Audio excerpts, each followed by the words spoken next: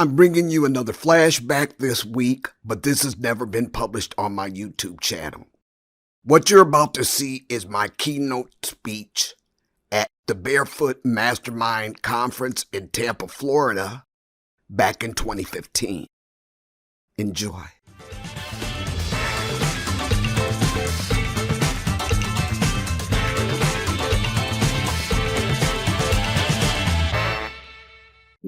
I just appreciate the opportunity to speak to you all and the dynamic duo, as I call them, Dr. Bush and Reverend Bush. It's really been an absolute honor to meet you two. You look a lot more serious in your picture, dude. I just want to share a little bit about my testimony. Dr. Bush told me at the last minute that she wanted me to keynote speaker. So I'm just going to make it short and try to tell you a whole lifetime of things. I was born in Chicago. Now, to this day, I do not understand why my parents moved us to little rural back roads, Hardin, Michigan, when I was 9. And I mean, I came from the suburbs of Chicago to an agricultural community where the nearest neighbor was a quarter of a mile down the street. It was an all-white town. I didn't see anybody my color. And if I did, they were related. I just kept on stepping. The only African Americans in the school. So being a young child, I had a lot of identity issues because I couldn't understand how come I wasn't built like them. You know, I really didn't pay much attention to the fact that I didn't date. But as I grew up, I began to learn that it was probably a matter of in the 1960s back roads where the KKK used to live and thrive. Probably a whole bunch of that still left. And you better not come here and talk about you taking out a black girl. Aren't there enough white girls out there? But at the time, I didn't look at it like that because I was a Jesus freak.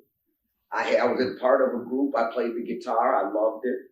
But I told myself when I left Hart, Michigan, that I would never go back again. And I didn't. I'll never forget the conversation. My mother asking me, I don't understand why you're packing everything you own. And I continued to pack my stuff. Long story short, I remember walking the campus of Eastern Michigan University as a 19, 20-year-old in my stocking feet, nothing but the nightgown on my back. And I remember making my way to the police station after wandering campus. And they couldn't help me much. There was a lady I had used to work with in the financial aid office who kind of took me to a church to get me some clothes. I had 2 children. One of them was less than 6 months old at the time. And I was running from an abusive husband, physically and emotionally abusive. And I'd been in that relationship for quite some time. My baby girl was 6 months old. And the next thing I knew, after living pillar to post and being put in old abandoned gas stations overnight by social services, they just weren't coming up with a place that was suitable for me and my children. So I decided on my last dime that I was going to come to Chicago. I had an aunt that said she'd take care of the kids. I moved to Chicago. I went to get my children and the sinks were dry. It looked like that place had been empty forever. And that man had taken my children to Detroit. The car, I had enough for a one-way train ticket. My ex-roommate took me to the train station. I said, well, I'll come back and get them. The next time I saw my daughter, it was her birthday. She would have been a year old. And I called his mother's house to wish her a happy birthday. She wouldn't tell me what my child was. I eventually found out that she was in the hospital. When I walked in there, I didn't even have the right to go in the room because of the lies this man had told. My baby's belly was extended, and she was the same size at 1 year old as she was at 6 months. Belly extended in their failure to thrive. And at the trial, my ex-husband was dumb enough to admit, I used to beat her up. Like, that's nothing. They removed the children from his care. I didn't ever raise my children. In the meantime, I remember one lady telling me, Linda, you know, you're grieving over your kids. And I thought she was talking about the 2 kids that I had. It would be years before I realized I was grieving over the 2 kids I aborted. Living in that situation where it's one trauma after the other, making stupid mistakes one after the other. Thank God for my Aunt Lena, because the first place I called her. This was not the aunt that was going to take care of my kids. I called my Aunt Lena who was a nurse. And I spent the night with her. And I never understood why the next day she took me down to Cook County Hospital. And I walked out of there with 75 milligrams of Elamil a day and 30 milligrams of Valium, and told to take that every day. She obviously recognized that I had a nervous breakdown. And all I was trying to do was survive and get my children. Out of that, I'm drinking 151, one thing I can hang, right? I'm out on the west side of Chicago, my Elamil, my Valium, and sucking down 151 wrong. And what happened was, I went unconscious. I remember leaving that club with a man, and I remember all night long, it was 11 o'clock at night, we left that club, it was 8 o'clock before I got to my door. And if it weren't for that man raping me over and over and over again that night, I would have died. And my kids would have thought I died in the street, a drug addict, because he would have kicked me out of the car and just left me in his dumpster. You can't go to sleep after you're drinking alcohol, 75 milligrams of Elamil and 30 milligrams of Valium a day. I'm sure that's what happened. I never even thought the man drugged me. I think I was just a dumb kid out in the street, didn't have a clue, because I grew up in backward Michigan with a pie in the sky attitude about religion, not having a clue what real life was, because I hadn't lived it. So I remember going to the house, and I was living with a guy at the time, and I was in so much pain when I woke up. I didn't know what was wrong with me. I'm sure that him, doing that to me all night couldn't have been great. I wound up in the hospital for over a week. They couldn't even break the fever. I had an infection that spread from my bladder to my liver to all my intestinal organs, damaged my kidneys. They finally broke that fever. And I was in there about a week. And at the time I was going with a guy who was a trumpet player. So I remember him saying, "I'll come to get you from the hospital." And so he said, "I'll come to get you. I've got a session to do." That was the first time I stepped into Universal Recording Studios. When we walked in there, Tyrone Davis was recording his new How Sweet It Is to Be Loved by You. And I was addicted to that culture. I was just addicted to that recording studio. He introduced me to the guard, and being a little 20-year-old, somebody didn't have a clue, pie in the sky. I didn't know I wasn't supposed to be here, my happy behind up in Universal Recording Studios. Hey, I didn't have a clue. God let me in. So one day, I walked in there, stepped in a little further. The door was open. It was like a slide. You walk into Studio A, you walked into a little studio lounge, and then you could walk up a couple steps through a sliding door, and you were right in the recording studio. I went in there and sat down. I'm clueless. You don't just walk up in people's recording sessions. So I said, okay, I'm going to sit here for a while. So I waited until they had a break, and I walked up to the guy and said, hello, my name is Linda Wood. Let me shake your hand.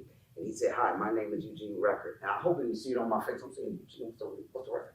I'm saying, man, I said, he must either love his business and change his name to Record, or this guy's a nutcase.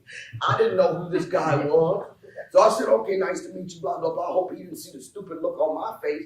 And there I was for 3 years in Studio A, with big names like Eugene Record and the Shylight, James Mack, you name it, Sonny Sanders. It would be 23 years sitting in my office, in my home in Grand Rapids, Michigan, 23 years later before I realized who these people really were. I was brought up under some of the greats, just like Motown. What's this guy's name? Barry Gordy and Motown. These were the guys in Michigan. You got to know the music was popping in Chicago at the same time it was popping in Motown. And these were the guys, Chess Records, all of that stuff. So I really like that, and nobody kicked me out. So I would go to work, 9 to 5, get out of there. What time y'all gonna leave the studio? Okay. I was down there, I was in that studio till 3 o'clock in the morning, and when you're 20, you can do this crap. I couldn't pull it off right now. And then I get a couple hours sleep, and I go to work, then I be back at the studio. So I sat at my typewriter one day, I be like this. And I love to write poetry. You take the cake, took me all day. I got it down there. I called Eugene on the phone. You do the record. I said, I wrote this song, you want to hear it? He said, yeah. I said, so here the words. Blah, blah, blah, blah, blah, blah, blah. Oh, man, I got to have that. I'm going to buy that from you. And y'all got to know, I was cussing like a sailor. Ain't doing much better right now. I ain't going to lie to y'all. I'm working on it. And I cussed him out. You don't buy it. Oh, my goodness. Before I knew it, it was an F flying, an S flying. I was just cussing out. Saying, you ain't going to buy nothing from me. Shit, we can talk about a recording contract. Meanwhile, I'm clueless, don't have a clue. So a guy that worked at HUD, his name was Woodrow E. King, a very dear man. He died many years ago. He said, my dad was an arranger in Motown. Get in touch with him. There's a lot you probably need to know about the business. And the guy led me to a book called This Business of Music. I read through it. The guy and I would talk all the time on the phone. Never met the guy. The day I met, I forget what his name was. The day I met Woody's father, who used to be the arranger, was over Woody's casket. Mm-hmm. I remember that was the first and last time I saw that name. But Woody wound up dying very young.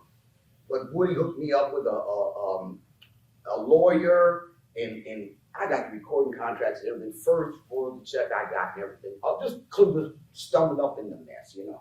And then they did the next song, next album, they put it on there. And then the next album, there was another one, there was the next one, and then I got married.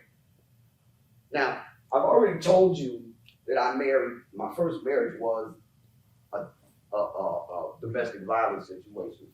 Well, after that, I married a rapist, a child molester, a liar, and that ain't three men, that's one man. 16 years with this. Molested my daughter. And after he went, I found out that the whole time, and he comes out of it, the first time he went into prison, I moved up here to Grand Rapids, and I said, okay, Lord, you know, it was just one day I heard something on TV, I was done with him. I mean, stuff like, brother called me while he's in jail one time, tells me, you know, he never divorced his first wife. And I said, oh, really? I said, he was married to Anita. He told me he wasn't married to Anita. He said, Anita? He was married to Sandra. I'm saying, who the heck is Sandra? Didn't know if I was married or not. I could be out on my job in any city. Oh, you knew the Grand Rapids? You find the church yet? You ought to check out that church with that bald-headed guy. I mean, everybody down to the cable man asking me if I found the church and look at the bald-headed man. So I found this bald-headed man on TV one day. And when I walked in there, it's like, you're beautiful to look at, but you don't feel that way inside. Wow. I'm going to change you from the inside out. From the inside out. From the inside out. I know that meant no more. I think I looked at Daniel from the outside, but I said, okay, well, you know, I'll bite beauty in the eye of the beholder. And I darn sure didn't understand what she meant about it. I didn't feel that way inside. But from that moment on to this moment, God started working on me.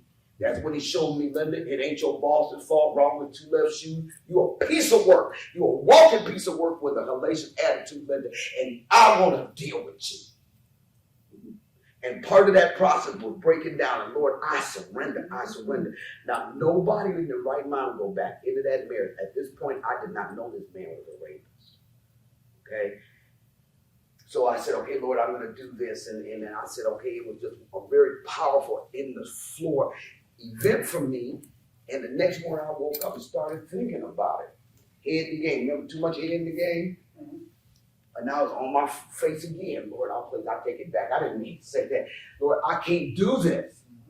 I cannot do this, Lord. I don't want to go through this again. I went back and I just dug through the closet. I found all of the transcripts from the trial and everything. And this deep, dark foreboding came in the room. It was just palpable. And I was on my face, Lord, I don't want to do this. I'm sorry, I want to take it back. And he was not kind to me. He said, I'm not the one that came to me and said that you wanted my perfect will in your life. If you can't trust that man, that you're going to trust me. And that was my first lesson in what did I tell you to do? And that was no easy win. Because he dealt with me hard before that man came out of prison because he knew he had to play me. He said, you're going to treat this man with respect.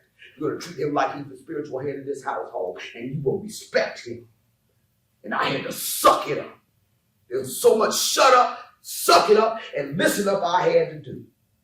Because there was stuff he wanted to work out of me. Now, after coming out of that, I realized now that if I wouldn't have walked out that healing in that man's face, I stuffed it like I did my first marriage. It was just stuff, just thinking out all over it. Frankenstein running rampant in my life, and I'm wondering why I keep going through this over and over and over again, and you know what happened? I decided I'm not going to be that kind person anymore. Her on my sleeve. I decided at some point that wasn't who I was. No, I can't be her. I can't be sensitive. I can't let myself feel anymore. Why? Because I always got hurt. I'm almost 49 years old, sitting up there in Grand Rapids before I realized, duh, you just turned your back on everything God made you to be in the name of protecting yourself. And all you did was perpetuate it over and over and over again, the same hurt. See, something runs through my family. My mother's never admitted to it. We don't know because she won't talk about it. But every one of my sisters has been molested, including me. Before we get out the house, it wasn't my father, it wasn't even a family member, not a close family member, but we all wound up getting molested. Every one of us, my daughter included. It's just a pattern. Remember that? Remember that pattern? This ain't no big spiritual secret. If you raised by people who are in Frankenstein mode, you're going to raise a bunch of little Frankensteins because they don't have what they need to have to give you as a child. I didn't get to raise my kids. After my husband went into prison, she called me. I told her, talking about mom, the car broke down, the guy half fixed it.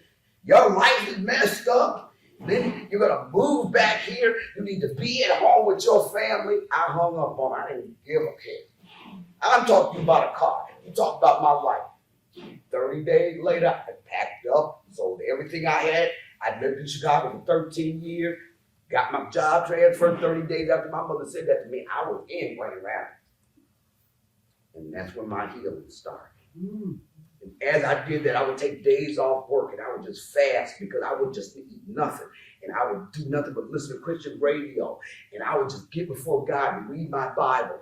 The first thing he showed me was even though my daddy was there in that home every time and took care of me, I missed him because he was never there.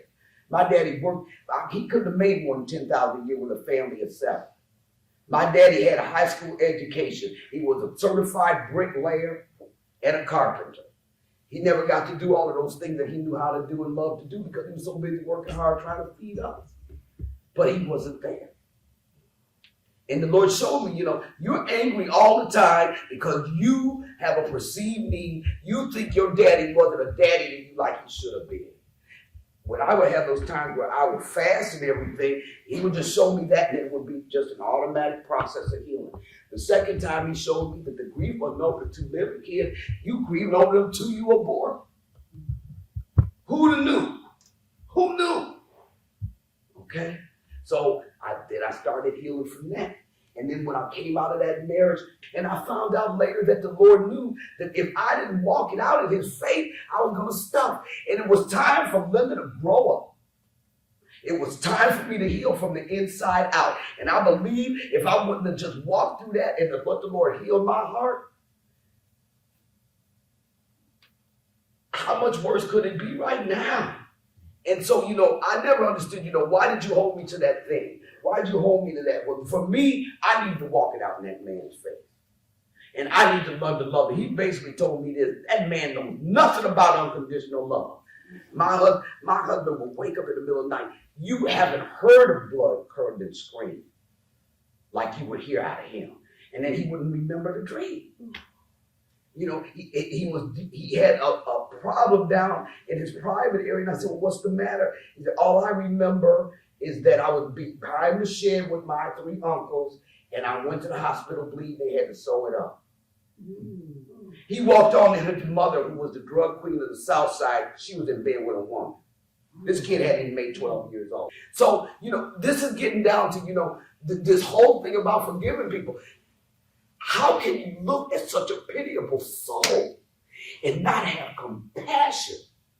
How can you? This guy could sing and rock. This guy used to sing in the club in Chicago and had a thing where he just put right down. Stand right there on stage and sing his butt off and you could hear every word of it. Powerful. A smile that will knock you out. And a con man to his heart.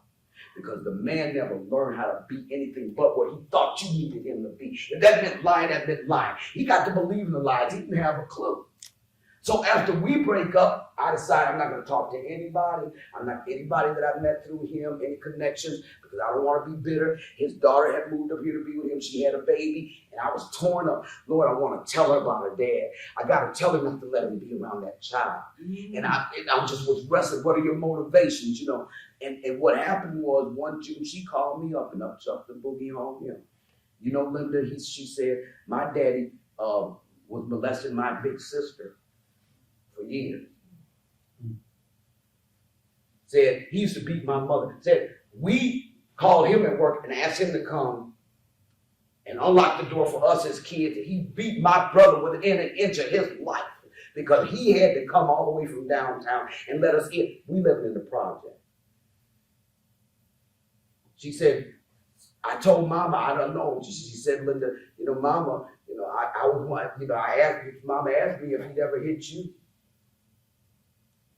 Well, I was very bitter when we first met, and I basically told him, you know what? The next so-and-so put his hands on me, gonna take a butt whipping for the last so-and-so to put his hands on me, and his butt whooping too. Now, whether it was that or the grace of God, as many times as that man wanted to put his hands on me, he never did. Out of school, all that he wanted was one child to make it through school.